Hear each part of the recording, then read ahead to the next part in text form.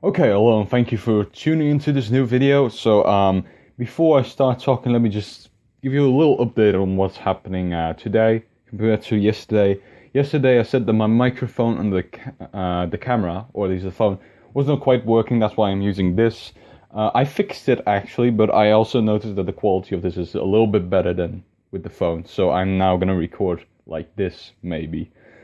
And then otherwise I'm not gonna do it, but I'm just gonna figure it out a little bit what quality is better and what I'm gonna use from now on. But let's not talk about that. This is about the Aldnoah.zero ending of season 1, episode 12, because I've seen various varieties of reviews of this episode and the ending of season 1, people hating it and people loving it. I'm gonna tell you my story and what I think of it myself. So most people in my or at least as I have seen, don't really like the episode. They thought it was cliche at some points, and that the whole thing with Slane killing Inaho and Asylum dying is just complete bullshit. Now, I have to agree with some of the points that are being said here and there, but in overall thought, I think that the episode of Aldnoah.zero, the ending of season 1, was quite a good ending, and in fact a really, really good ending.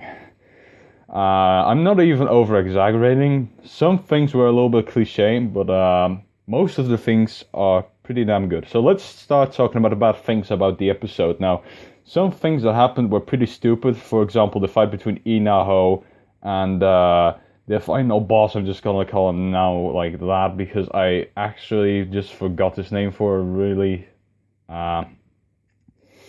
stupid reason. I think I actually don't really remember his name for some reason, but yeah, I always knew the name for some reason. But the guy was like the final boss, sorta, who just obtains all the cataphracts from the previous opponents that Inoue fought, and then just combined them into one huge overpowered cataphract, and Inoue beating that thing. Now that was for me the biggest downer of this episode, because it was just really cliche that the hero then still beats the villain, even though the villain is quite superior to the vehicle, or the cataphract in this case, that you have. But in any case, I think that the good points of this episode were, for example, the point where Slane just killed Inao. I actually really liked it. Why did I like it? Because it actually shows you just how much of an emotional impact all the events on Slane had.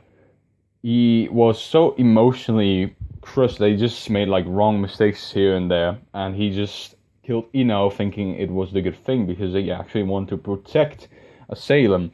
But in fact, Ino had like the same goal. He wanted to save Asylum.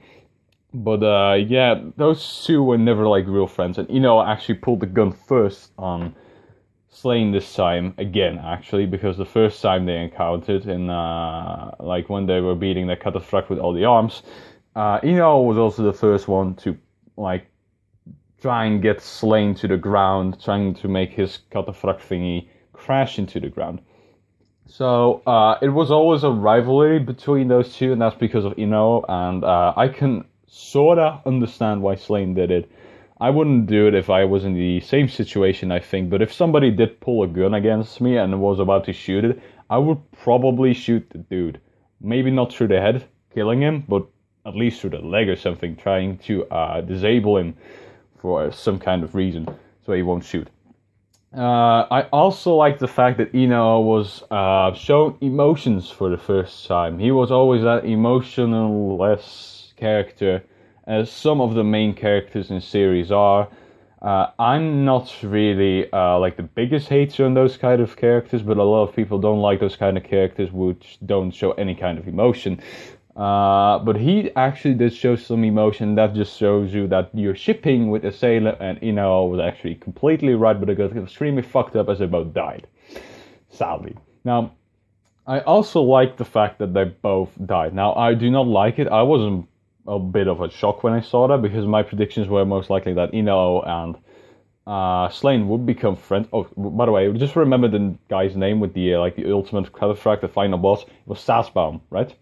But basically, I thought that Slane and Ino would become friends together, sorta, or at least neutral together, have like a little truce, and then try and beat the Orbital Knights that were still left over together, and that will be like the second season. But instead of that, we got this huge plot twist at the end with both main characters dying, and those are both protagonists. So what's gonna happen from here on? I don't know. Slain is now the new main character, I guess, and we don't really know his status at this moment because he is sort of shaky between like the Orbital Knights and the good people, or at least the people from Earth.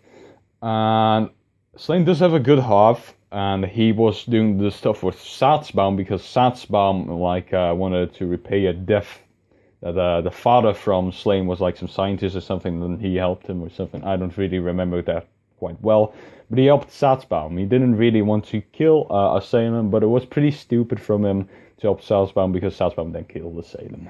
So yeah, it just goes to show that Slain is a really emotional character after this episode, because he doesn't really seem to like killing people at all. He didn't really want to kill Satzbaum either. He, of course, didn't want to kill Asylum. Is in discussion because he just killed him. Satzbaum was killed by him as well.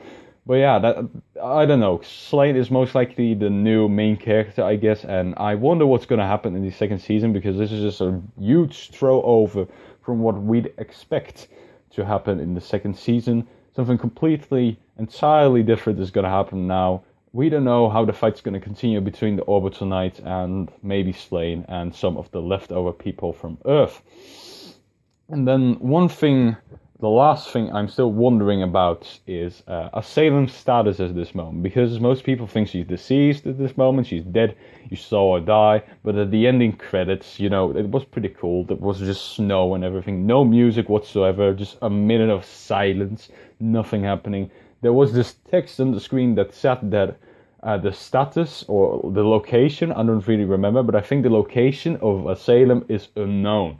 So that can actually mean that Asylum, for some reason, did survive all these events. Now, I am not quite sure how I look at it. It could be pretty good, because there's still one main character that is in fact that, and that is, will most likely stay dead here. But Asylum might, for some reason, still be alive. I don't really care. I don't really choose between, I want them both dead, or I just want dead. But I am pretty sure that if Asylum is still alive, she's going to be in shock and awe that is dead. Because I think she also had some kind of feelings for him, even though she was talking about being friends all the time. We'll be friends after all this, yeah, right? That kind of stuff. I still think she had some kind of feelings towards him, just like she had with Slain, or maybe that's just her personality, that she just loves a lot of people, which is pretty true, in fact. But just a little bit more for if you know what I mean. So a lot of things that can happen in season 2, and I am wondering what's going to happen. I'm a little bit between those two kind of people that really hate the ending of the season, really adore it. But I thought the episode itself was a great episode compared to all the other episodes and all the other anime that were aired this season. And I give Aldnoah.zero a pretty good rating for that on, for example, my anime list and that kind of stuff. So it's a pretty darn good ending in my opinion. And yeah, that was the entire first season. The second season is coming back on January 2015, which is pretty soon actually, so I'm not gonna complain about that a lot. I'm pretty happy that it's coming back this quickly, and I wonder what's gonna happen in the first episode, because that's gonna be a very important episode and there's gonna be a lot of explaining to do.